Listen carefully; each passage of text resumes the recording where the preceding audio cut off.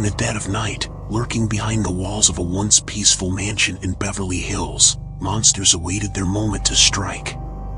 But these monsters weren't creatures from folklore or beings from the shadows. They were sons. Flesh and blood. Lyle and Eric Menendez, names that still echo through the corridors of horror, betrayal, and the ultimate act of cold-blooded murder. Tonight, we delve into the terrifying true story of the Menendez brothers, a case that forever stained the idea of family trust and loyalty. But what could push two brothers to kill their parents in cold blood? And are monsters born or made?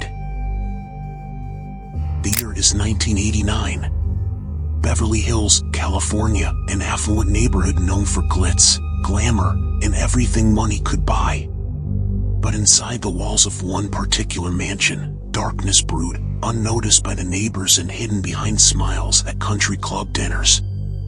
Jose and Kitty Menendez, proud, successful parents, enjoyed the fruits of their labor. But little did they know, their death was already being planned by the very children they raised. August 20th, 1989, this date would go down in infamy. A night that would end in blood. At 722 North Elm Drive, Beverly Hills, the Menendez family home would become a scene of unimaginable carnage. It started with the sound of shattering glass, followed by an explosion of gunfire that pierced the peaceful suburban night. Lyle and Eric Menendez, armed with shotguns, executed their parents as they sat helpless on the couch, watching TV. The shots were merciless. Their father, Jose, shot in the back of the head, instantly killed. But their mother suffered. Kitty was shot multiple times, first in the leg as she tried to flee, but she was dragged back and shot in the face, a grotesque end to the life of a woman who only minutes before had been unaware of her fate. They weren't just killing their parents, they were destroying them. Blood soaked the floors, painting a picture of horror that even the most twisted minds could not have imagined. Lyle and Eric, their own sons, left the scene in disarray, leaving behind not just their parents' mutilated bodies but an entire world of unanswered questions. The brothers quickly disposed of the shotguns, changed their clothes, and concocted an alibi, trying to make it seem like the family had been the victim of a random home invasion.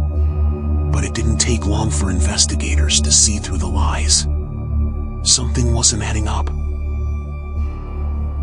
At first, the brothers seemed like grieving victims. They attended lavish parties and spent enormous amounts of money, trying to numb the pain, or was it the guilt? The once devoted sons were now living a life of luxury funded by their parents' blood.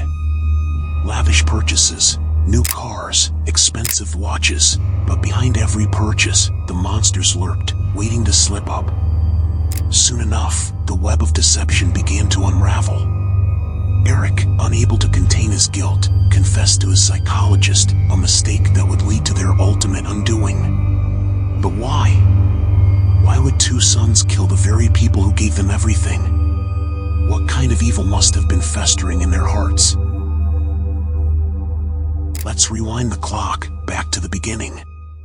The Menendez family wasn't as perfect as they appeared.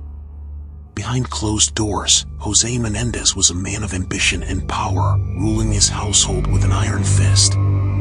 A successful entertainment executive, Jose was also a tyrant at home, controlling every aspect of his sons' lives. Lyle and Eric grew up in a world where nothing was ever enough. Success, power, and fear dominated their upbringing.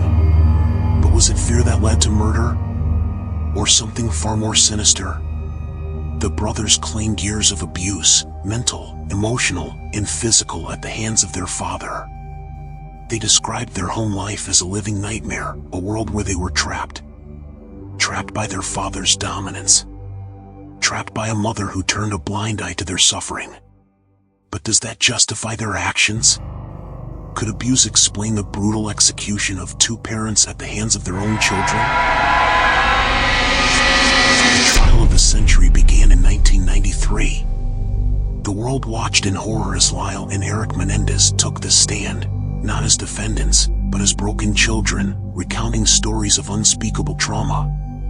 The defense was clear. The brothers weren't killers, they were survivors. Survivors of monstrous abuse. They acted in fear, claiming that their father had pushed them to the brink. But the prosecution painted a different picture, a picture of two spoiled, privileged sons who saw an opportunity to inherit millions. Was it murder born of survival, or cold-blooded greed? The brothers sat side by side, their expressions blank, their eyes vacant as they heard the charges read aloud. First-degree murder. The courtroom was silent, the air thick with tension, as the jury deliberated. Days turned into weeks, and the nation held its breath. Were they monsters, or victims? In 1996, the verdict came in. Lyle and Eric Menendez were found guilty of first-degree murder. The brothers were sentenced to life in prison without the possibility of parole. But even after the verdict, the questions still lingered. Was this the act of desperate, abused children, or the cold, calculated move of two young men who saw their parents as obstacles to their wealth? The line between victim and monster has always been thin. In the end, the Menendez brothers sit in their cells, locked away, where monsters belong. The mansion at 722 North Elm Drive stands silent, a ghost of its former self, stained by the blood of betrayal.